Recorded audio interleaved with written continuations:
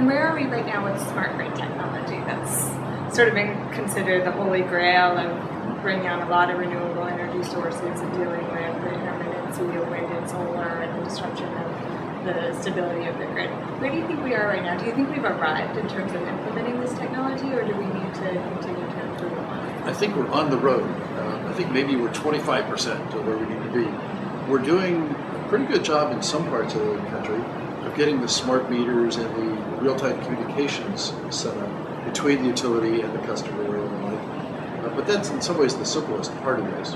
We're now installing real-time monitors, phaser monitoring units in parts of the grid that can monitor in microsecond increments what the power loads are, what the characteristics are, particularly of transmission lines and other things, so that if there's a failure like there was in 2003 on the East Coast that shut down power for 50 million people, we can find those right away. But the next step, we're not as far along, and that is what do you do about it? You need solid state controllers that can actually make the switch, that can change the power. And the switches that we have throughout most of the country are electromechanical, so they're slow, they don't operate in microseconds. We have some that are doing that. The installations are pretty expensive, but that's the next step in this process too. And then the computerization to manage it, to really process all this information, know in real time what's happening.